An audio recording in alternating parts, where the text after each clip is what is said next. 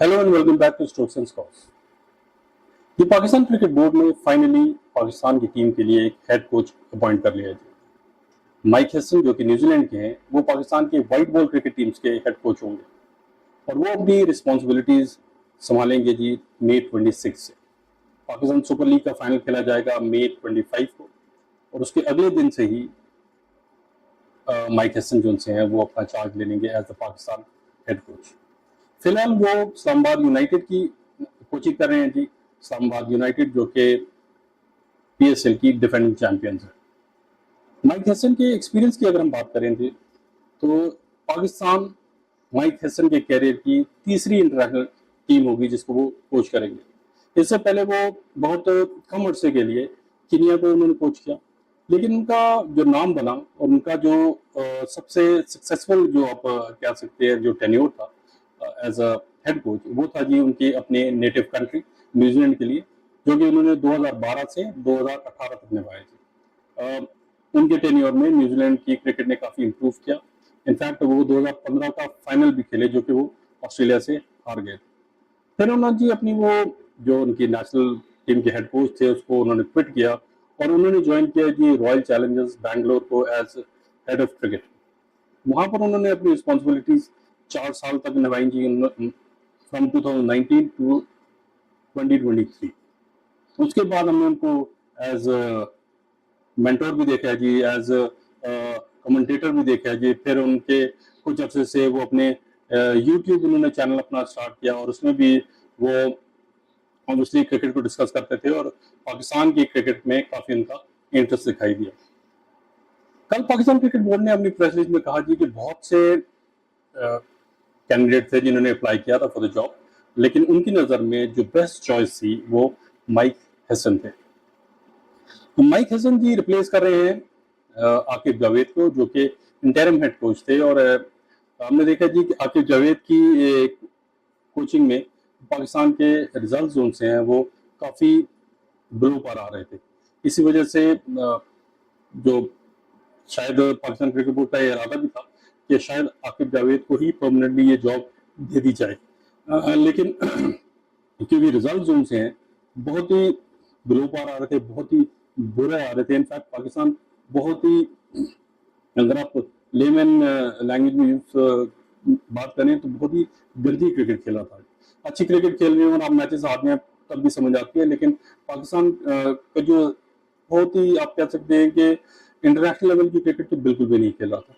इसलिए शायद Pakistan cricket board को ये जरूरत पड़ी कि जी कि हम एक फॉरेन कोच के साथ जाते हैं। ये फर्स्ट टाइम नहीं है कि पाकिस्तान में एक फॉरेन कोच के साथ जा रहे हैं। इससे पहले Richard Pybus, Bob Woolmer, Jeff Lawson, Dav Whatmore, Mickey Arthur, Grant Bradman, Jason Gillespie और गैरी कर्स्टन जो हैं वो पाकिस्तान के फॉरेन कोचेज रहे हैं जी।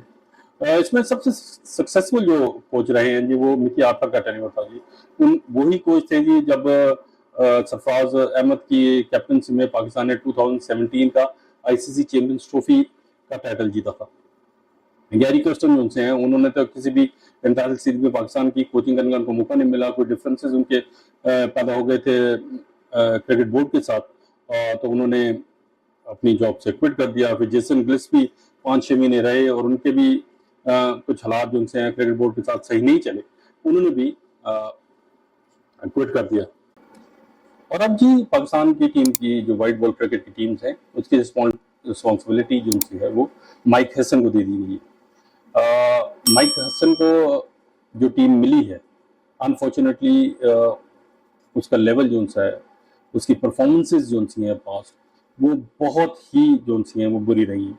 और माइक हसन को बहुत मेहनत करनी पड़ेगी प्लेयर्स के साथ अगर तो वो पाकिस्तान को स्टैंडर्ड ऊपर करना चाहते हैं, पाकिस्तान की रैंकिंग ऊपर करना चाहते हैं, पाकिस्तान को मदद करना चाहते हैं कि पाकिस्तान की टीम जो उनसी है वो टाइटल्स जीते।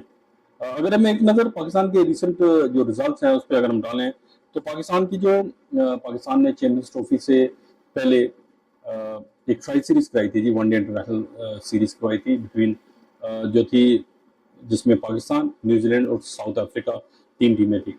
पाकिस्तान न्यूजीलैंड से अपने दोनों मैचेस हार गया था जी। साउथ अफ्रीका को उन्होंने एक हाई स्कोरिंग मैच में जरूर हराया था, लेकिन न्यूजीलैंड के खिलाफ उनकी परफॉर्मेंसेज इतनी अच्छी नहीं थी। वो अपना ग्रुप मैच भी न्यूजीलैंड से हारे और फिर वो अपना जो फाइनल था उस टेस्ट सीरीज का वो भी न्यूजीलैंड से हारे। फिर जी चैंपियंस ट्रॉफी में भी हम सबको पता है जी पाकिस्तान ने कितना बुरा परफॉर्म किया, हालांकि पाकिस्तान में ही खेल रहा था, पाकिस्तान होस्ट था। होम कंडीशन में भी पाकिस्तान की परफॉर्मेंस अच्छी नहीं थी। पाकिस्तान ने न्यूजीलैंड और इंडिया दोनों से मैचेस हारे और जो उनका तीसरा मैच था अगेंस्ट बांग्लादेश वो वॉश आउट हो गया था जी। फिर उसके बाद पाकिस्तान ने टूर किया जी इन मार्च न्यूजीलैंड का, जहां पर उन्होंने 3 वनडे इंटरनेशनल की सीरीज थी तो पाकिस्तान ने वो तीनों के तीनों मैचेस हारे। इस तरीके से अगर हम T20 इंटरनेशनल की बात करें तो उसी टूर पे जिसमें 3-0 पाकिस्तान वनडे इंटरनेशनल हारा, उसमें पाकिस्तान T20 इंटरनेशनल सीरीज 4-1 हारा जी।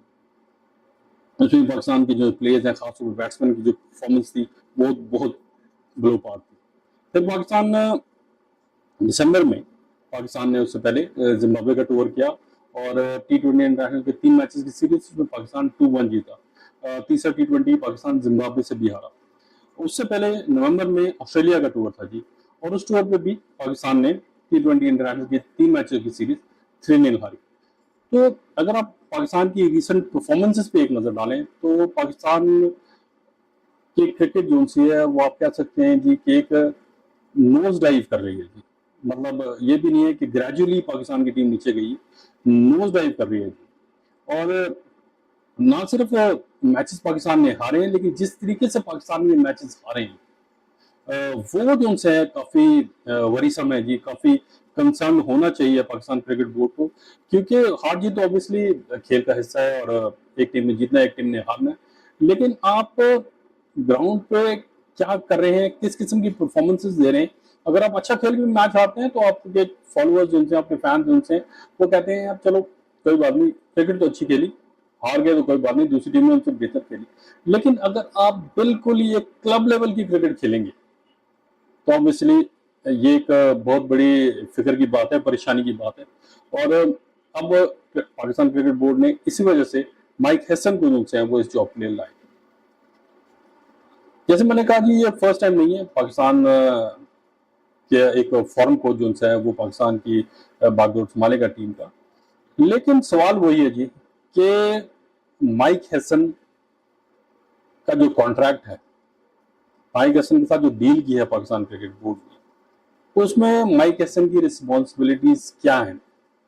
एक तो ऑब्वियसली पाकिस्तान टीम के प्लेयर्स की इंप्रूवमेंट की रिस्पॉन्सिबिलिटी है, लेकिन टीम कम्बिनेशन में, टीम सिलेक्शन में, स्ट्रैटेजी में उनका कितना सेव होगा, कौन से लड़के खेलेंगे कौन से लड़के नहीं खेलेंगे, उसमें कितना सेव होगा उनका, वो बहुत इंपॉर्टेंट है। जैसन गिलेस्पी का कहना था जी कि जब वो कोचिंग कर रहे थे वो कहते हैं जी मैं तो हेड कोच की मेरे पास पोजीशन जरूर है, लेकिन मुझे लगता है जी कि मैं सिर्फ जो होता है ना कि मैच से पहले नॉकिंग करवाते हैं, मेरी रिस्पॉन्सिबिलिटी सिर्फ वो रहेगी है, क्योंकि ना उनकी स्ट्रैटेजी मेकिंग में उनका कोई रोल था, ना उनका सिलेक्शन में कोई रोल था।